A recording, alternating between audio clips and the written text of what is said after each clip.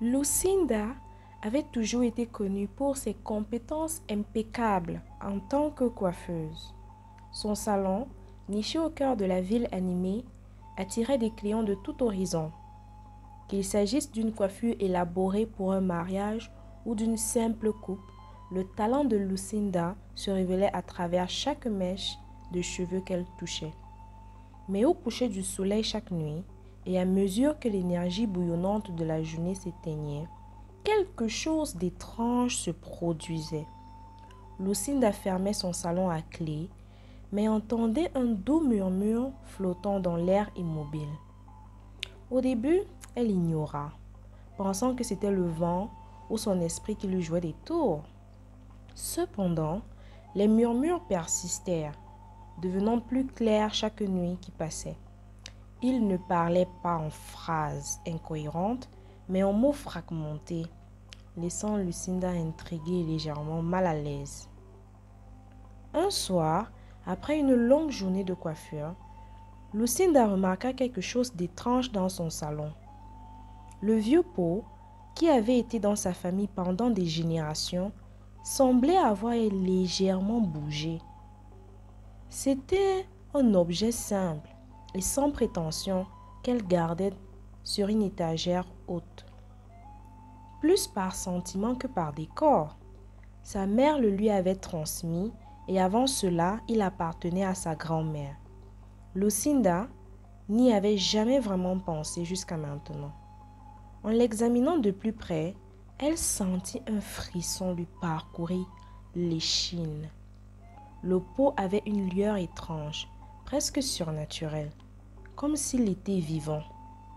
Ce soir-là, lorsque les murmures revinrent, ils semblaient provenir de la direction du pot.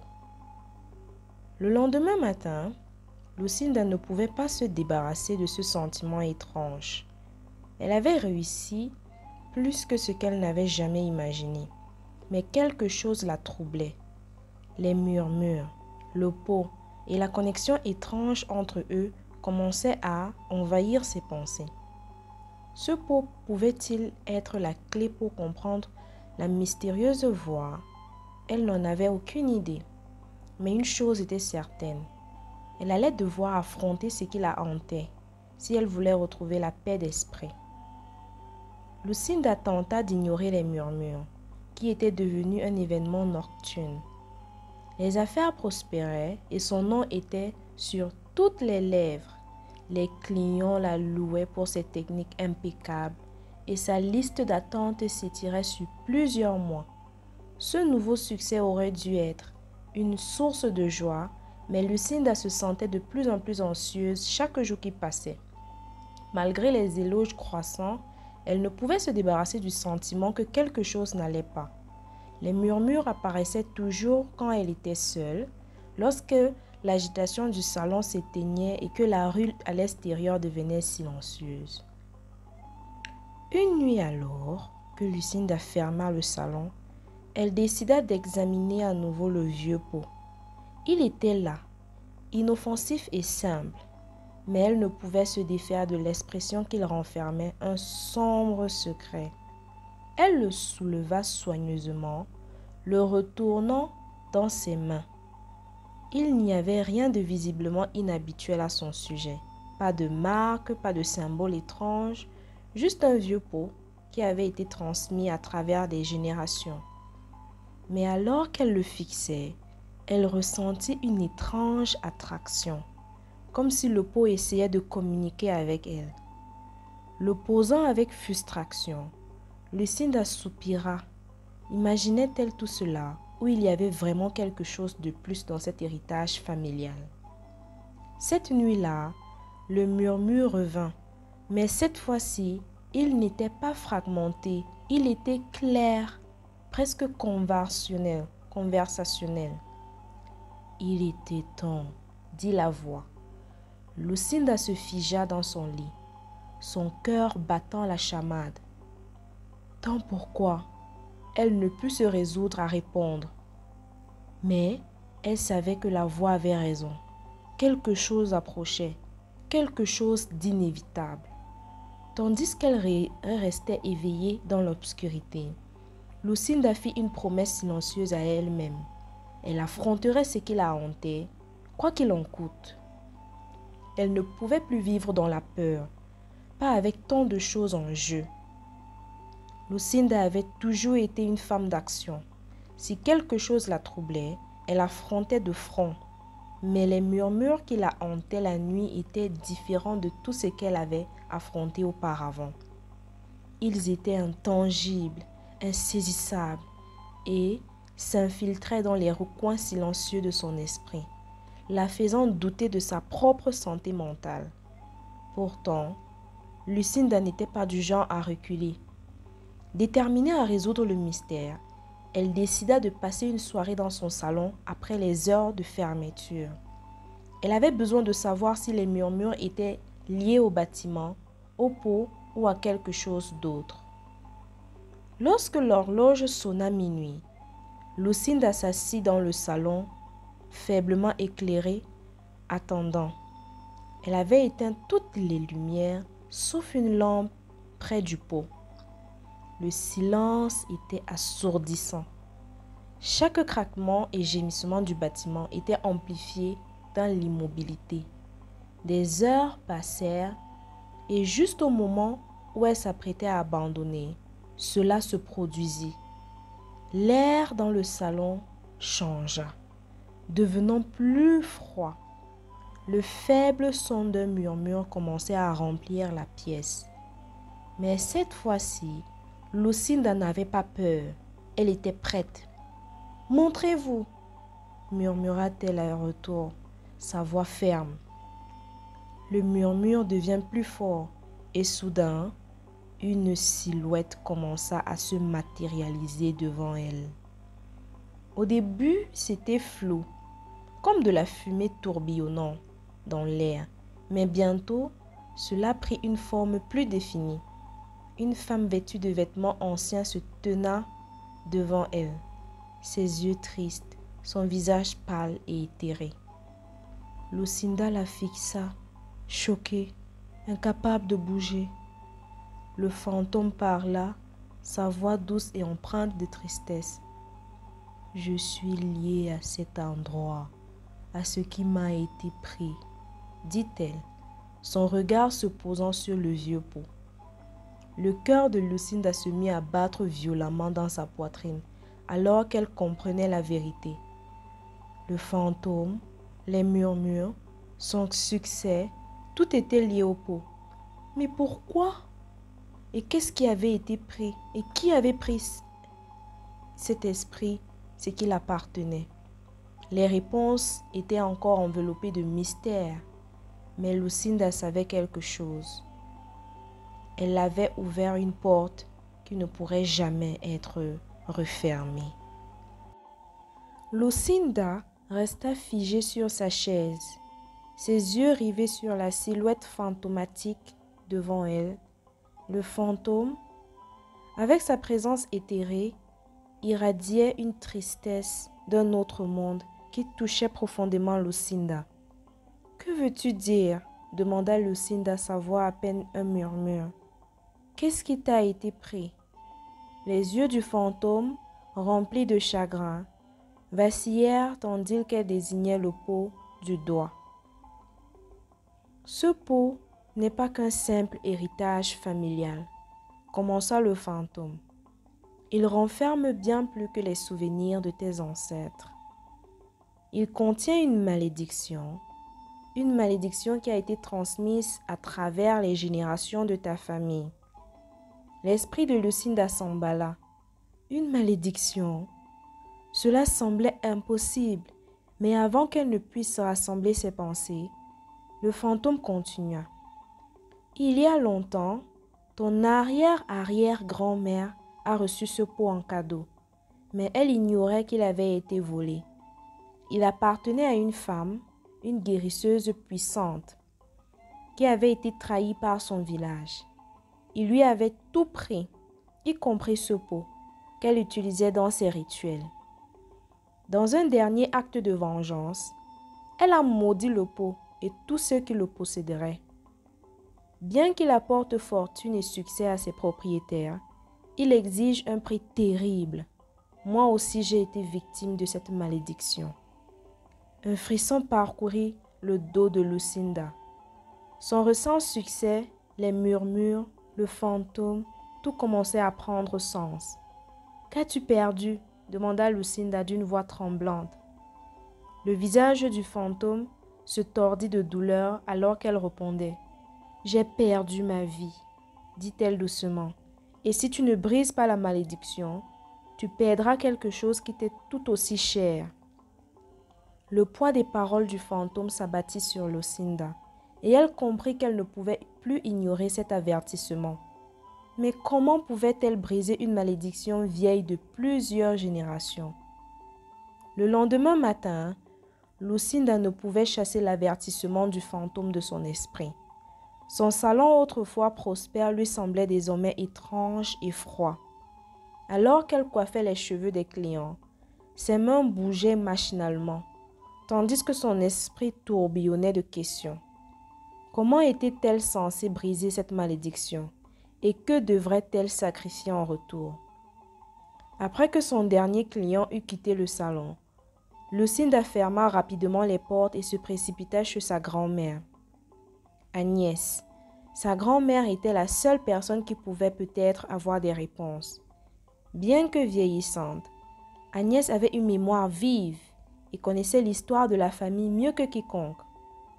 Lorsque Lucinda lui expliqua la situation, Agnès l'écouta attentivement, son visage devenant de plus en plus grave à mesure que Lucinda parlait. « J'ai toujours su qu'il y avait quelque chose de particulier avec ce pot, » dit Agnès doucement, les yeux embrumés de souvenirs. Lucinda se pencha en avant, désespérée d'obtenir des réponses. « Grand-mère, que sais-tu? Comment puis-je briser cette malédiction? » Agnès poussa un profond soupir. La malédiction est ancienne et elle ne peut être rompue que par un sacrifice. Tu dois rendre le pot à son légitime endroit, à l'endroit où repose la guérisseuse qui l'a maudit. Mais cela ne suffira pas. Tu devras renoncer à quelque chose d'une grande valeur, quelque chose qui est lié à ton succès. Sinon, la malédiction continuera et l'esprit ne sera jamais libre. Le cœur de Lucinda se serra. Quelque chose d'une grande valeur. Comme quoi? Agnès la regarda avec tristesse. Tu dois renoncer à ton salon, Lucinda. C'est la source de ta fortune et la malédiction y est liée. Si tu veux briser la malédiction et libérer l'esprit, tu devras l'abandonner. Le cœur de Lucinda se mit à battre plus vite. Pouvait-elle vraiment tout abandonner? L'idée même de renoncer à tout ce qu'elle avait construit semblait impossible. Mais au fond d'elle, Lucinda savait qu'elle n'avait pas le choix. La malédiction devait être brisée. Lucinda retourna à son salon, le cœur lourd. Agnès lui avait donné l'emplacement du lieu du repos de la guérisseuse. Un village éloigné à plusieurs heures de route. Cela prendrait plusieurs jours pour y arriver et accomplir le rituel. Mais Lucinda savait que ce serait la partie facile. Le plus difficile serait de renoncer au salon, son œuvre de toute une vie, sa passion. L'idée même de quitter cet endroit qui lui avait apporté tant de joie et de succès la remplissait d'effroi. Mais le poids de la malédiction planait au-dessus d'elle. Sans sacrifice, sa fortune se transformerait en malheur. Pendant des jours, Lucinda débattit intérieurement sur sa prochaine décision. Chaque nuit, le fantôme revenait, pressant son esprit avec des murmures de plus en plus insistants. « Le temps presse », chuchota la voix, douce mais implacable. La malédiction semblait s'intensifier chaque jour qui passait. Son salon, autrefois prospère, commençait à perdre de son éclat. Les clients annulaient leurs rendez-vous, ses meilleurs coiffeurs démissionnaient et des accidents étranges survenaient de plus en plus fréquemment. La malédiction resserrait son emprise et Lucinda savait qu'elle devait agir vite. Finalement, Après des jours de tourments intérieurs, Lucinda prit la décision la plus difficile de sa vie. Elle fermerait son salon. C'était le seul moyen de briser la malédiction et de libérer l'esprit tourmenté. Le cœur lourd, elle informa son personnel et ses clients qu'elle allait fermer son salon pour une durée indéterminée. Bien qu'ils soient choqués et attristés, Lucinda leur expliqua que c'était pour des raisons personnelles, un choix qu'elle devait faire. Le soir où elle ferma les portes pour la dernière fois, Lucinda ressentit un mélange étrange de tristesse et de soulagement. Le salon était son rêve, mais c'était aussi sa malédiction. Désormais, elle devait faire face à l'épreuve finale. Le jour était enfin arrivé. Lucinda décida de préparer son petit sac, incluant le vieux pot. Elle se mit en route vers le village où la guérisseuse avait autrefois vécu.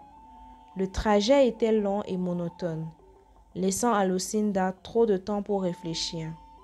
Elle se demanda si elle prenait la bonne décision. Pouvait-elle vraiment abandonner tout ce qu'elle avait construit? Et si, après tout cela, briser la malédiction ne suffirait pas à libérer le fantôme? Si d'autres secrets restaient encore enfouis? Alors qu'elle approchait le village reculé, le doute la rongeait, mais elle le repoussa avec détermination. Elle était allée trop loin pour reculer maintenant. Le village était petit et paisible, apparemment figé dans le temps. Lucinda demanda des informations jusqu'à ce qu'elle trouve une vieille femme qui se souvenait des histoires de la guérisseuse. « Oh oui, dit la vieille femme, son lieu de repos est profondément enfoui dans la forêt. Peu de gens osent s'y aventurer, mais si vous la cherchez, vous devez la trouver. » Lucinda remercia la vieille femme et s'enfonça dans la forêt dense, tenant le pot fermement contre elle. L'air devenait plus froid à mesure qu'elle s'enfonçait, et un silence inquiétant enveloppait les lieux. Après ce qui semblait être des heures, Lucinda arrivait enfin dans une petite clairière. En son centre se dressait une modeste tombe marquée par une simple pierre. Lucinda savait instinctivement qu'il s'agissait du dernier lieu de repos de la guérisseuse. Elle s'agenouilla devant la tombe, plaça délicatement le pot sur le sol. « Je suis désolée, murmura-t-elle, la gorge nouée d'émotion. Je ne savais pas, mais je suis ici pour réparer les choses. » Alors qu'elle prononçait ces mots, le vent se mit à souffler doucement autour d'elle, faisant briser les feuilles dans une mélodie lugubre. Le pot semblait toujours aussi simple et sans prétention, mais Lucinda savait que c'était la source de la malédiction qui avait tourmenté sa famille pendant des générations. Prenant une profonde inspiration, elle sortit les herbes et les huiles que sa grand-mère lui avait données pour le rituel. Elle répandit les herbes sur la tombe, ses mains tremblant légèrement. Puis, une fois de plus, la silhouette fantomatique apparut et la lisière de la clairière. Cette fois-ci, sa présence était différente, moins empreinte de tristesse, plus apaisée. « Tu es venu, » dit le fantôme d'une voix presque inaudible à travers le vent. « Tu as fait ce qui devait être fait. » Lucinda hocha la tête, incapable de parler, submergée par l'émotion. L'air autour d'elle se fit encore plus froid et les arbres semblaient frémir sous l'influence de l'énergie qui imprégnait la clairière. « Place ta main sur le pot, » ordonna le fantôme, et prononce les paroles de libération. Lucinda hésita un instant, puis posa sa main sur la surface glacée du pot. Son esprit fut submergé de souvenirs de son salon, de ses clients, de tout le succès qu'elle avait bâti. Elle avait travaillé si dur pour tout cela, et maintenant, elle devait tout abandonner. Mais en prononçant les paroles que sa grand-mère lui avait enseignées, elle ressentit un étrange sentiment de calme l'envahir. « Je te libère, » chuchota-t-elle, je te libère, toi et tout ce que tu as retenu. » Le vent hurla autour d'elle et, pendant un bref instant, tout sembla s'arrêter. Le fantôme, sa forme vacillante telle une flamme mourante, sourit doucement. « Merci, » murmura-t-elle, « la malédiction est levée. » Puis, tout comme elle était apparue, l'ombre disparut dans l'air, laissant Lucinda seule dans la clairière. C'était terminé. La malédiction avait été levée et Lucinda ressentit un immense soulagement. Mais alors qu'elle se levait pour partir, elle comprit quelque chose d'essentiel. Même si la malédiction avait disparu, sa vie ne serait plus jamais la même. Merci d'avoir regardé cette vidéo jusqu'au bout. Si elle vous a plu, n'oubliez pas de laisser un pouce bleu et de vous abonner pour ne rien manquer des prochaines histoires. N'hésitez pas à partager vos impressions dans les commentaires. J'adorerais savoir ce que vous avez pensé. Activez la cloche pour être informé dès que je publie une nouvelle vidéo. À très bientôt pour de nouvelles aventures. Prenez soin de vous et à la prochaine.